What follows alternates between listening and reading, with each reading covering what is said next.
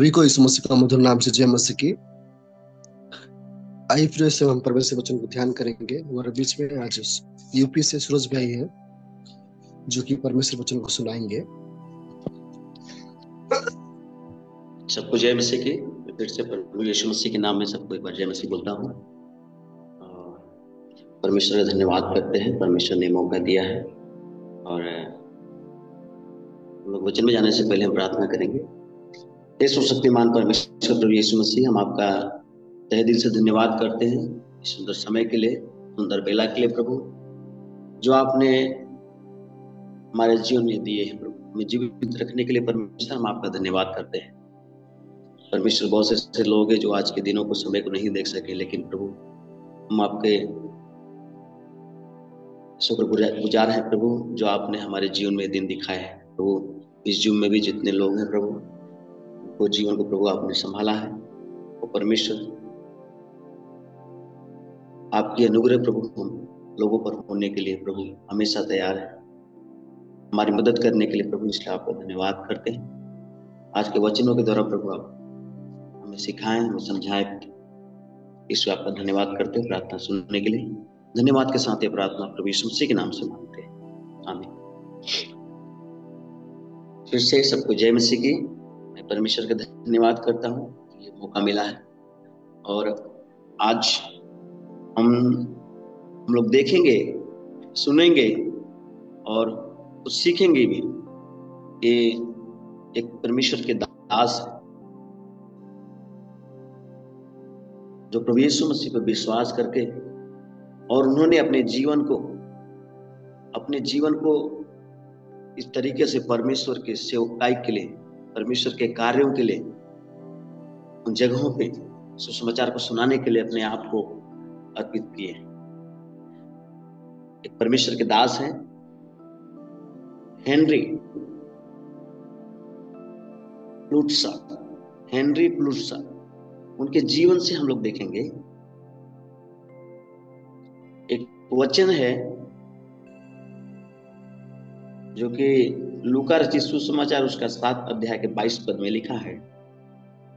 और उसने उनसे कहा, जो कुछ तुमने देखा और सुना है जाकर यूहन्ना से कह दो कि अंधे देखते हैं, लंगड़े चलते फिरते हैं, कोढ़ी शुद्ध किए जाते हैं, बहरे सुनते हैं और मुर्दे जिलाए जाते हैं, और कंगालों को सुसमाचार सुनाया जाता है। आमीन। ये वचन प्रभु यीशु मसीह उस परमेश्वर के दास जो जेल में है उसको ये संदेश देता है, क्योंकि यूहन्ना इस बात पर अनिश्चित है, उसको मालूम नहीं है क्या ये, लेकिन प्रभु यीशु मसीह खुद कहते हैं कि मैं वही हूं जो तुम्हारे मन में है, क्योंकि मैं ऐसा काम कर रहा हूं ताकि इससे परमेश्वर की महिमा हो और लोग मुझे जाने। मेरे प्रियो, फ्लूटसा के जो परमेश्वर के दास फ्लूटसा हैं, हेनरी फ्लूटसा, उनके जीवन में भी हम उनके जीवन को, उनकी बुलाहट को भी हम लोग देखेंगे। उनका जन्म जो है 1677 में हुआ था, जर्मनी में हुआ है। वे छोटी उम्र से ही उन्होंने धर्मशास्त्र को अध्ययन किए, उन्होंने उसमें रुचि दिखाई, उसमें दिलचस्पी दिखाई, क्योंकि बहुत से लोगों का किसी चीज में रुचि होती है, सीखने की इच्छा होती है, और वो चीजें हम देखते हैं हेनरी फ्लूटसा के जीवन में। उन्होंने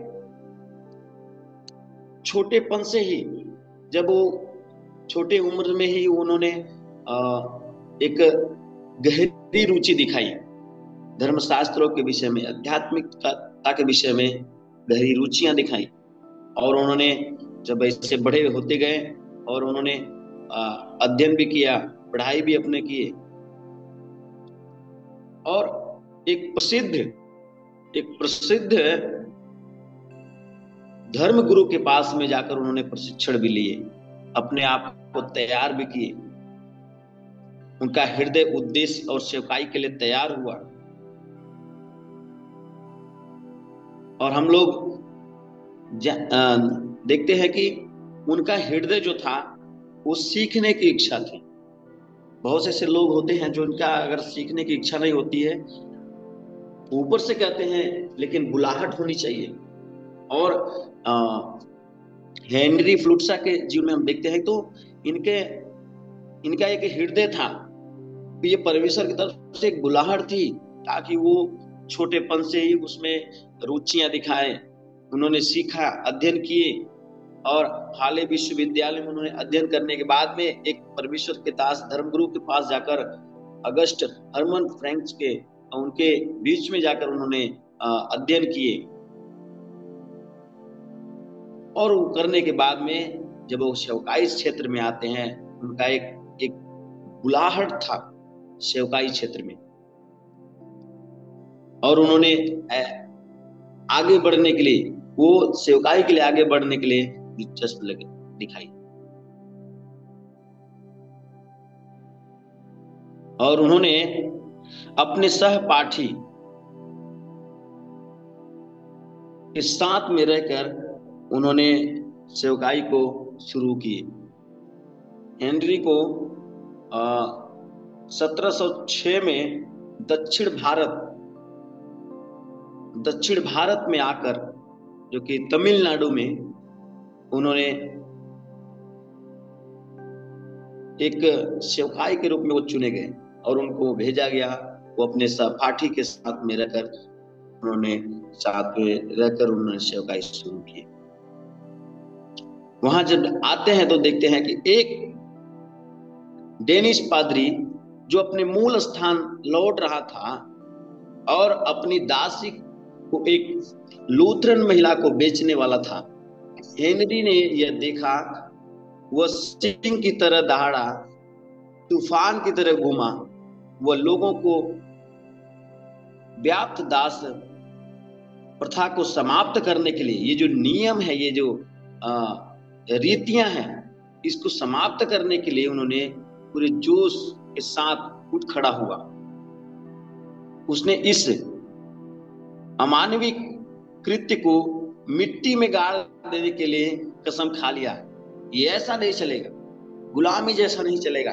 किसी को भी बेचने का काम या उसको अत्याचार करने का काम, किसी को ऊपर थोपने का काम, ऐसा नहीं चलेगा। उसने भयंकर शत्रुता पैदा हुई उसमें, लेकिन उसने लोगों को समझाया कि मसीह के मार्ग ही सर्वोत्तम है, वो सबसे अच्छा है। प्रभु यीशु मसीह, परमेश्वर के मार्ग जो है वही सबसे अच्छा है। जब वो उनका सामना किए, उनका विरोध किए, तब बहुत से ऐसे विरोधी खड़े हो गए, उसमें पैदा हो गए, लेकिन उन्होंने लोगों को समझाया कि जो परमेश्वर का मार्ग है, जो मसीह का मार्ग है, वो सबसे अच्छा मार्ग है, सर्वोच्च सबसे अच्छा मार्ग है। उसने एक समता मूलक का मतलब है बिना किसी भेदभाव के समाज के विकास का मार्ग प्रशस्त किया। आगे बढ़े बिना किसी भेदभाव के। आज भी वही चल रहे हैं। परमेश्वर के लोग अगर किसी की मदद करते हैं बिना भेदभाव के, बिना वैसे मतलब के, बिना स्वार्थ के, लेकिन लोगों के अंदर ऐसा होता है इनका कुछ लालच से दे रहे हैं या ऐसे उन लोग को प्रलोभन दे रहे हैं, उनको अपने तरफ आकर्षित कर रहे हैं। बहुत से ऐसे नियम, बहुत से ऐसे झूठे आरोप लगाए जा रहे हैं। लेकिन हम देखते हैं कि जो परमेश्वर के दास हैं, उसने एक समता मूलक एक समाज में वहां के रहने वाले लोगों के बीच में बिना किसी भेदभाव के उन्होंने काम करने के लिए शुरू किए, आगे बढ़े। उसने पुर्तगाली और डेनिश स्कूलों की स्थापना की। पुर्तगाली का मतलब है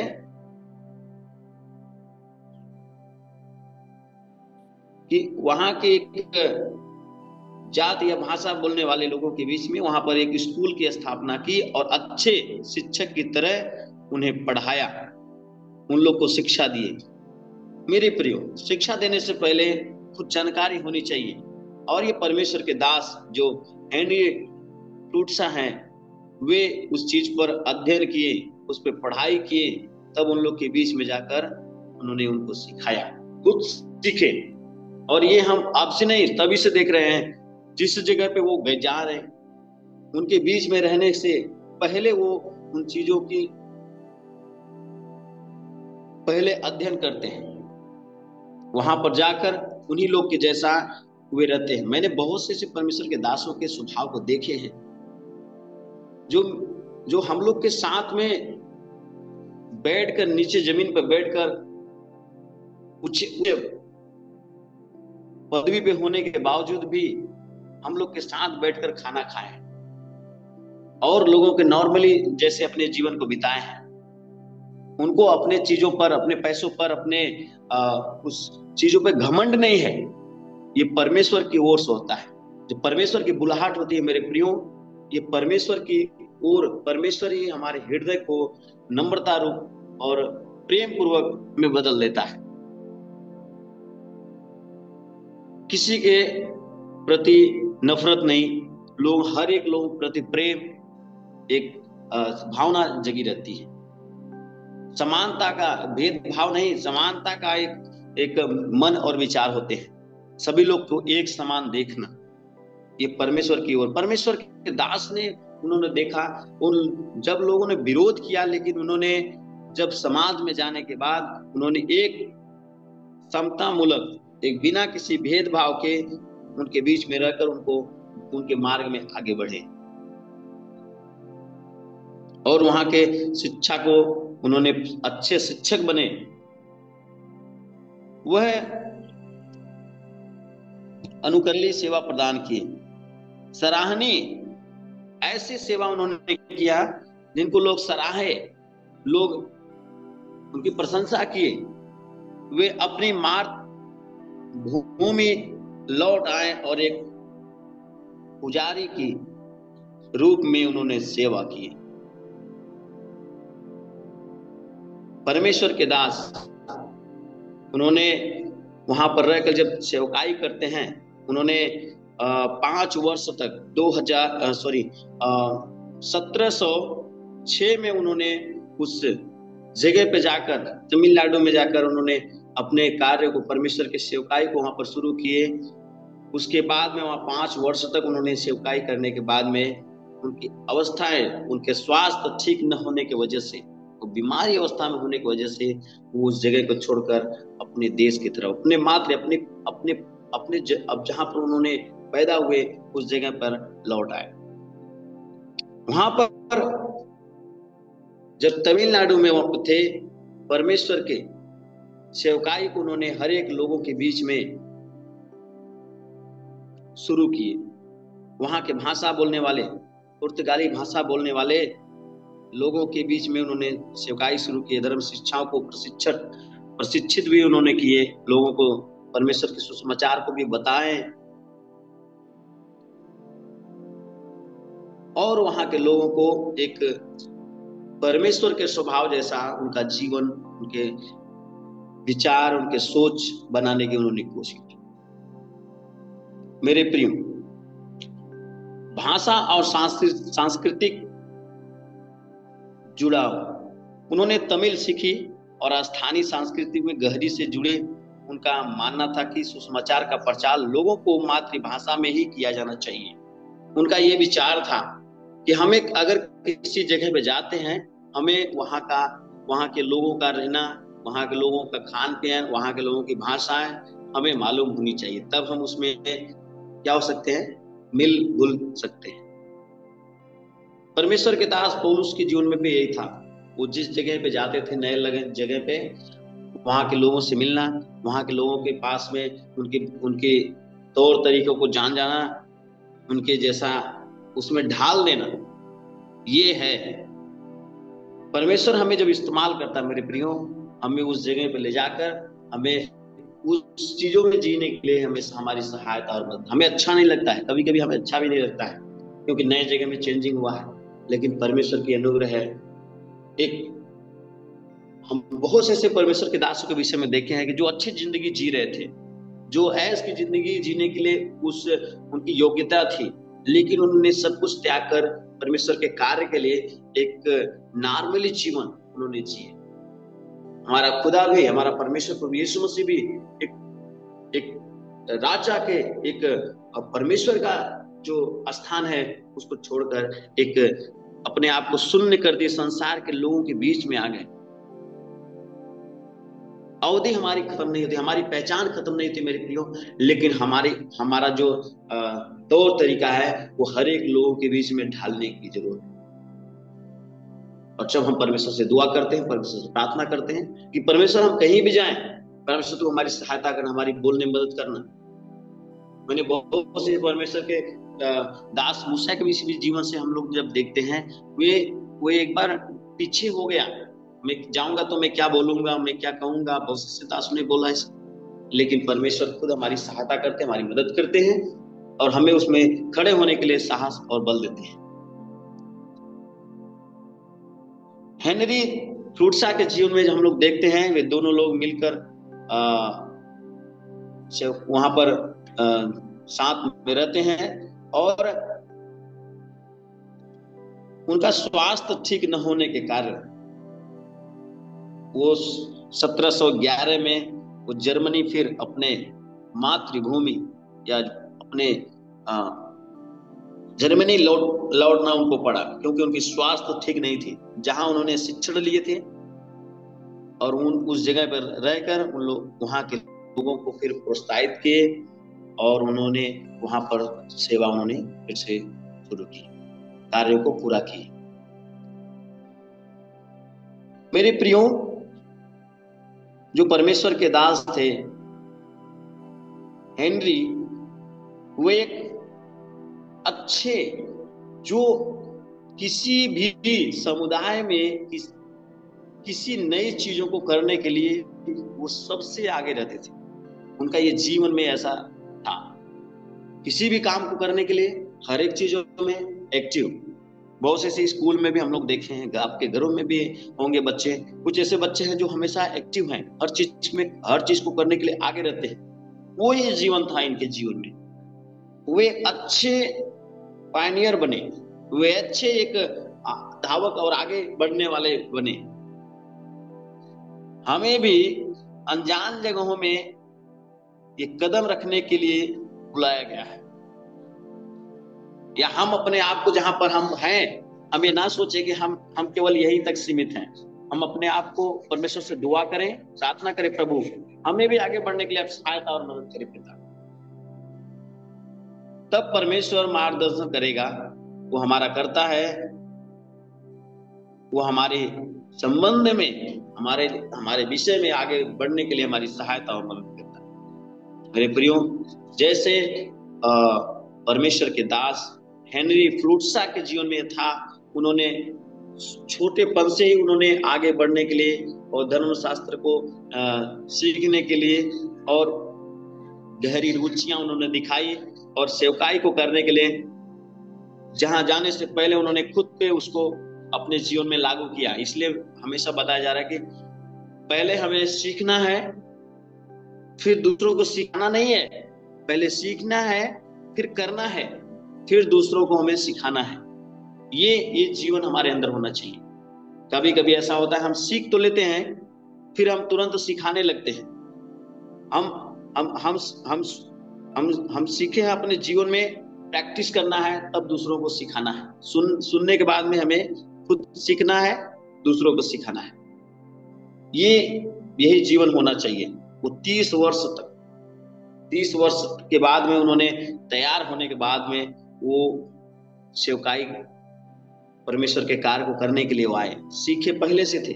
उन्होंने 5 साल तमिलनाडु में और उसके बाद में उस मातृभूमि में अपने जाकर उन्होंने अपनी सेवकाई को पूरा किए। और सन 1746 में वो परमेश्वर के में सो गए, मसीह में सो गए। तो हम लोग ये हम प्रार्थना करेंगे।